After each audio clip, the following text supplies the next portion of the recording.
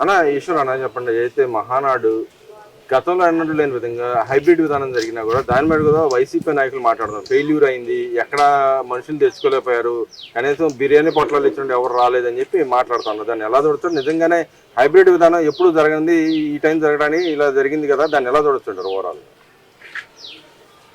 ముందుగా ఈ హైబ్రిడ్ విధానంలో జరిగిన మహానాడు సూపర్ సక్సెస్గా జరిగింది. అది ఎలా జరిగిద్ది, ఎక్కడికక్కడ హైబ్రిడ్ విధానంలో క్లస్టర్స్ అంటే రాష్ట్రంలో ఉన్న 1847 క్లస్టర్స్ పరిధిలో ఎలా జరిగిద్దని మేమందరం కూడా ముందు దాని గురించి ఆలోచించడం జరిగింది. కానీ ప్రతి ఒక్క తెలుగుదేశం పార్టీ కార్యకర్త, ప్రతి ఒక్క నాయకుడు, ప్రతి ఒక్క ఎమ్మెల్యే ఒక పండుగ వాతావరణంలో రాష్ట్ర వ్యాప్తంగా 1847 క్లస్టర్స్లో ఇది అంగరంగ వైభవంగా జరిగింది. సాధారణంగా తెలుగుదేశం పార్టీకి లేదా తెలుగుదేశం పార్టీ యొక్క నాయకులకి కార్యకర్తలకి మహానాడు అనేది చాలా పెద్ద పండుగ. ప్రతి సంవత్సరం స్వర్గీయ నందమూరి తారక రామారావు గారి జన్మదినం పురస్కరించుకొని ఒక్కొక్క ప్లేస్లో ఈ మహానాడు జరుపుతారు. మరి అక్కడికి అందరు కార్యకర్తలు వెళ్ళి ఒక పండుగ వాతావరణంలో చేసుకొస్తారు. మరి ఈ సంవత్సరం ప్రధానమంత్రి నరేంద్ర మోడీ గారి పిలుపు మేరకు దేశవ్యాప్తంగా ఆయిల్, పెట్రోల్, డీజిల్ యొక్క కొరతకి, దాని యొక్క ఇబ్బందులకు గమనించి ఒక పిలుపు మేరకు ప్రీతం ముఖ్యమంత్రి శ్రీ నారా చంద్రబాబు నాయుడు గారు ఈసారి వర్చువల్గా మహానాడు కార్యక్రమాలను ఏర్పాటు చేశారు. దాన్ని ప్రతి ఒక్క కార్యకర్త, ప్రతి ఒక్క నాయకుడు చాలా సక్సెస్ఫుల్గా ఏర్పరిచారు.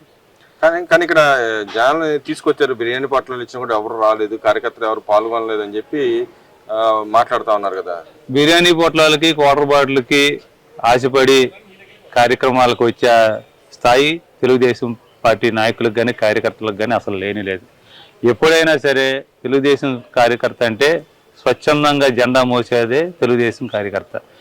మీ పార్టీలో ఎవరన్నా బిర్యానీ పొట్లాలకి, మందు బాటిల్కి ఉన్నారేమో కానీ చాలాసార్లు చూసాం. గత సంవత్సరంలో కూడా, గత ప్రభుత్వంలో కూడా చూసాం. మీ కార్యక్రమాలు ఎక్కడ జరిగినా సరే, ఎక్కడ బహిరంగ జరిగినా రోడ్ల పక్కన కూర్చొని మందు తాగుతూ ఉండేవాళ్ళు మీ కార్యకర్తలందరూ కూడా.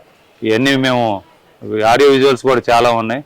ఒక నికార్సైన తెలుగుదేశం పార్టీ కార్యకర్త ఒక మంచి వాతావరణంలో ఒక పండుగలాగా చేసుకునేది. వాళ్ళ ఇంట్లో పండుగలను చేసుకుంటారో చేసుకోరో సరిగ్గా తెలియదు, కానీ మహానాడు మాత్రం పెద్ద ఎత్తున ఒక పండుగలాగా చేసుకునే పార్టీ ఏదైనా ఉందంటే తెలుగుదేశం పార్టీ, తెలుగుదేశం కార్యకర్త. అంటే జగన్మోహన్ రెడ్డి గారు కూడా మొన్న మీటింగ్ ఫస్ట్ రోజే ఆయన కూడా మీటింగ్ పెట్టి దాంట్లో 2 ఏళ్ల వెన్నుపోటు మహిళలకు వెన్నుపోటు పొడిచారని చెప్పి ఒక పుస్తకావిష్కరణ చేశాడు. నిజంగానే మహిళలకు వెన్నుపోటు పొడిచారు ఈ గవర్నమెంట్ వచ్చిన తర్వాత పార్టీ కానీ? విర్చువల్ మహానాడు ఈ సంవత్సరం ఎంత గ్రాండ్గా సక్సెస్ అయిందో మరి మా వర్కింగ్ ప్రెసిడెంట్, మా నాయకుడు నారా లోకేష్ బాబు గారు ఒక ప్రకటన చేశారు. ముందు రోజున పార్లమెంట్లో బిల్లు పాస్ అయినా పాస్ అవ్వకపోయినా మహిళలకి 33% రిజర్వేషన్లు కల్పించి చట్టసభలో స్థానం కల్పిస్తామని చెప్పడం జరిగింది. అసలు ఈ మహానాడు పేరే స్త్రీశక్తి మహానాడు. స్త్రీలకి ప్రాధాన్యత ఇచ్చే ప్రభుత్వం ఏదైనా ఉంటే తెలుగుదేశం పార్టీ ప్రభుత్వం. అంటే ఇక్కడ మరి రోజా లాంటి నాయకురాలు మాట్లాడుతూ ఉంది, దమ్ముంటే మీరు రాజ్యసభ సీట్ ఇవ్వచ్చు కదా, మహిళల గురించి ఇంత పెద్ద చెబుతున్నారు, అసలు ఆ బిల్లు పాస్ బాగా ఉండటానికే కాంగ్రెస్ పార్టీతో పొత్తులు పెట్టుకుని ఉన్న పార్టీ మీద అని చెప్పి మాట్లాడుతూ ఉంది. కాంగ్రెస్ పార్టీతో పొత్తులు, బీజేపీతో పొత్తులు, లేకపోతే వేరే ఇతరత్ర పార్టీలతో పొత్తులు అవన్నీ కూడా ఆవిడకి మాట్లాడే అర్హత లేదు. అసలు ఆవిడ మాట్లాడిన దాని గురించి మనం విశ్లేషణ ఇవ్వడం కూడా టైం వేస్ట్. అంటే రాజ్యసభ సీట్ ఇవ్వమని అడుగుతుంది. రాజ్యసభ సీట్ ఇచ్చేది ఏంటనేది ప్రభుత్వం అధినేతలు ఏళ్ళు చూసుకుంటారు. ఈ చెప్తే ఇస్తారా, చెప్పకుండా ఉంటే ఇవ్వకుండా ఉంటారా? స్త్రీలకు మొదటి ప్రాధాన్యత ఇస్తామని చెప్పేసి తెలుగుదేశం ప్రభుత్వం, కూటమి ప్రభుత్వం చెప్పింది. దానికి అందరూ అంగీకరించారు. మొదటి ప్రాధాన్యత స్త్రీకి కల్పిస్తామన్నారు. అలాంటప్పుడు దానికి సంబంధించిన ఉన్న ఏదన్నా ఏముంటుందో అవన్నీ కూడా అధినేత లేకపోతే సీఎం గారు వాళ్ళు చూసుకుంటారు. మరి ఇక్కడ చూసుకుంటే ఏదైతే మహిళల గురించి ఇంత మాట్లాడుతున్న వీళ్ళు గతంలో మనం చూసాం, మహిళా సాధికారత మాదే గొప్పది ఇప్పటికని చెప్పి వాళ్ళు రాస్తా ఉన్నారు, వాళ్ళు మాట్లాడుతూ ఉన్నారు. నిజంగానే ఆ టైంలో మహిళలందరూ అంత సాధికారత సాధించారంటారు? అసలు మహిళల్ని గౌరవించింది ఎంతవరకు ఉన్నది అన్నది మనం గత ప్రభుత్వంలో చూసాం. సాధికారత సాధించడం అవన్నీ కూడా పక్కన పెడితే, మీరు అమరావతి ఉద్యమం చేస్తున్న మహిళల మీద ఎంత దౌర్జన్యం చేశారో చెప్పండి. మహిళల్ని టార్గెట్గా పెట్టుకొని మీరు ఆ రోజున అమరావతి ఉద్యమాల్లో వాళ్ళని ఎంత కించపరిచారు, ఎన్ని మాట్లాడినారు, వాళ్ళ మనోభావాలు ఏ విధంగా దెబ్బతిన్నట్టుగా మీరు బాధ పెట్టేటట్టుగా చేశారు అన్నది మీరు ఒకసారి ఆలోచించండి.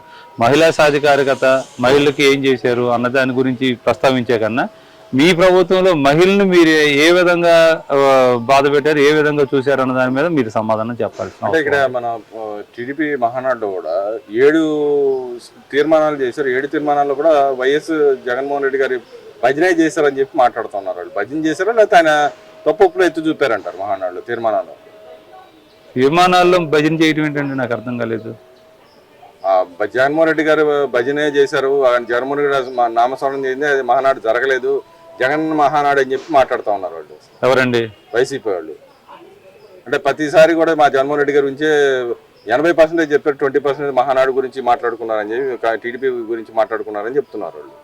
వాళ్ళ మహానాడు పూర్తిగా 2 రోజులు దగ్గర ఉండి చూశారో లేదో నాకైతే తెలియదు, కానీ మహానాడుకు సంబంధించిన తీర్మానాలన్నీ కూడా ఎక్కువ శాతం మహిళలకు కానివ్వండి, యువతకు కానివ్వండి, వచ్చే పరిశ్రమలకు కానివ్వండి, రాజకీయంగా జరిగిన తీర్మానాలు అయ్యాయి. మరి ఇంకో పక్కన చూసుకుంటే సర్ మీద వాళ్ళ నాయకుడు జగన్మోహన్ రెడ్డి గారు మాట్లాడుతున్నారు, మన ఓట్లు తీసేయబోతున్నారు. గతంలో అయితే పశ్చిమ బెంగాల్ మిగతా రాష్ట్రాలు జరిగిన విధంగానే ఓట్లు తీసేసి రేపు మన ఓటు బ్యాంక్ అంతా తీసేయబోతారని చెప్పి ఆయన ప్రచారం చేస్తారు. దాంట్లో నిజమెంత ఉందంటారు?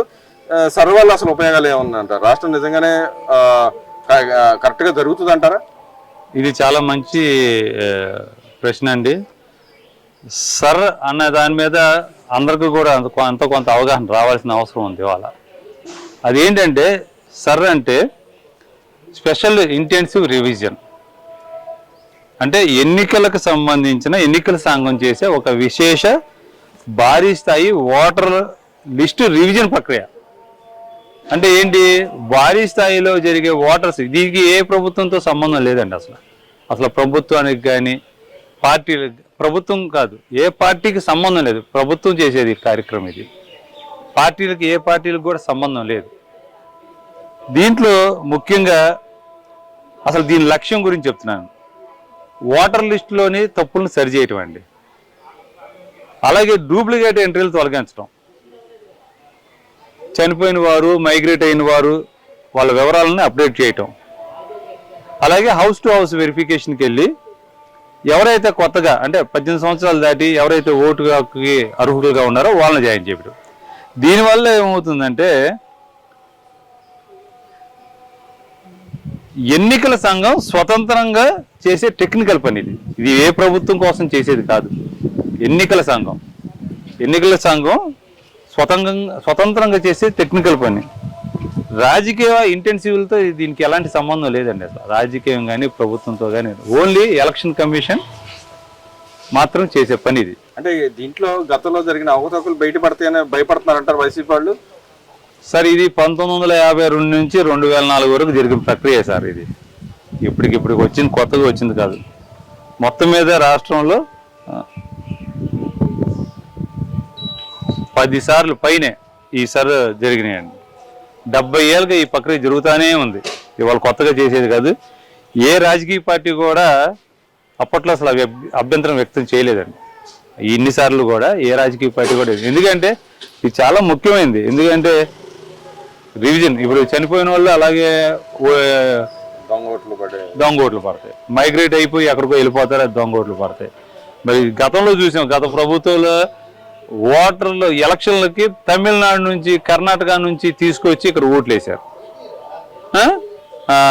ఆధార్ కార్డులు సృష్టించి తిరుపతి బై ఎలక్షన్ చూసాం మనం. తిరుపతి బై ఎలక్షన్లో మేము బై ఎలక్షన్లకి మేము పార్టీ తరఫున వెళ్ళాం తిరుపతికి. మీరు దొంగ ఆధార్ కార్డులు సృష్టించి బస్సుల్లో తీసుకొచ్చి మీరు ఓట్లు వేయించారు. ఇప్పుడు ఈ సర్వే పెడతాం వలన మీలాంటి వాళ్ళకి, ఈ రకంగా ఉన్న వాళ్ళందరికీ కూడా ఇబ్బంది. ఎందుకంటే ఇది టోటల్గా అంతా కూడా ప్రక్షాళన చేసి మళ్ళా కొత్తగా ఇది అంతా ఓట్లు రీప్లేస్మెంట్ జరుగుతుంది. సో సర్ అన్నది చాలా మంచిది.